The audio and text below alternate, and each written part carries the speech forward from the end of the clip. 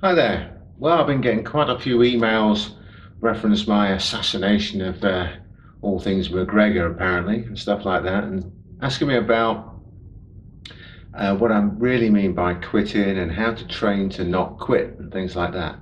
Many people agreed with me. A few people disagreed vehemently, and I get it. We've all got our favourites that we must protect at all times. Now, on to quitting. Right. Now, when you're training, okay, most people train at a fairly slow, easygoing pace, and that's fine if you're training technique and you're just learning and things like that. Nothing wrong with that. And of course, there's a place for that and a time for that. But let's assume for one moment that you've got good technique, you've done all of that kind of training.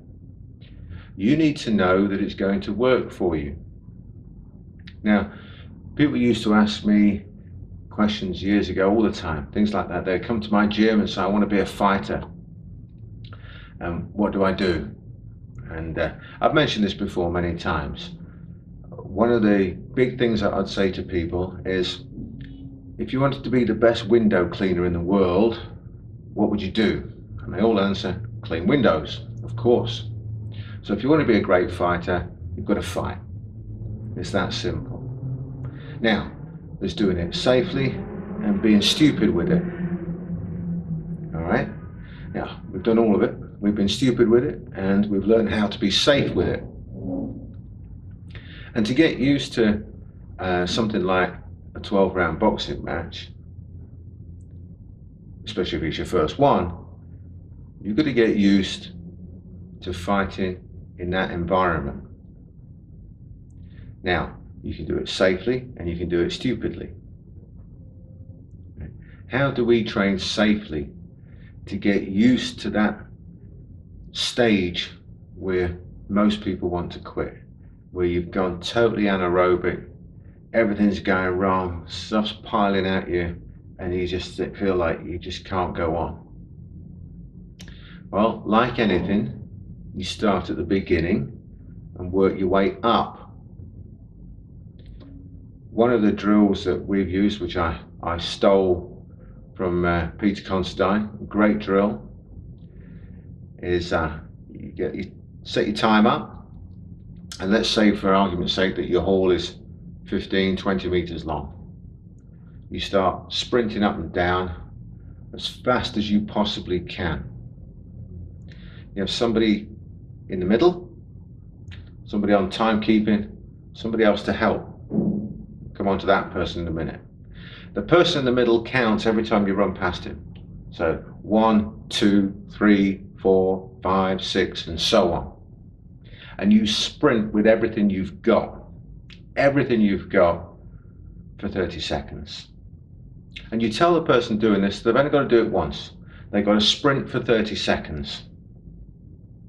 And then they got 15 seconds of avoiding a takedown, or 15 seconds of a vigorous exercise, if you want to do it for fitness, or 15 seconds of avoiding punches, 15 seconds of working a clinch, 15 seconds to get up off their back, 15 seconds to break guard, whatever it may be. You come up with your own drills, there's millions of them. And then they get 15 seconds rest. And I think that's the end of it. Then go again. They're shocked. They think they've only got one time to go through. They've got to go again. Off they go.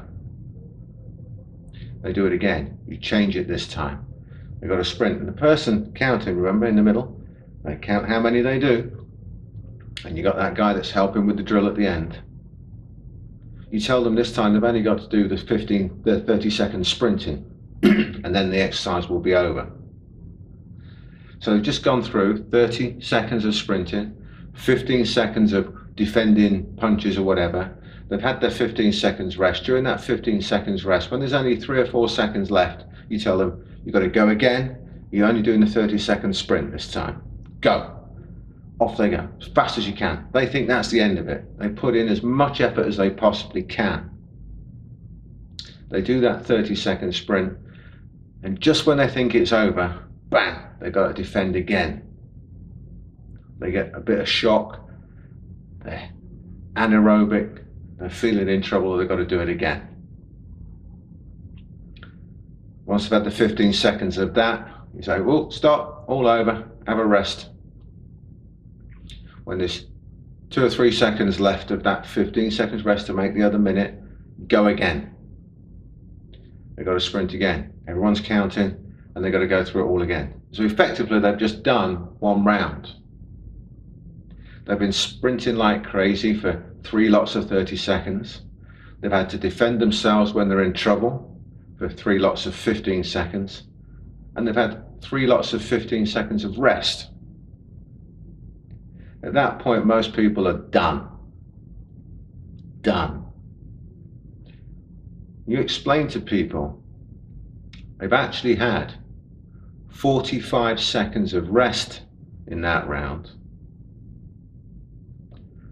45 seconds of defending themselves, and 1.5 minutes of running as fast as they can to build up. You explain that to them during their 1 minute rest, and then if you really want to push it, make them go again.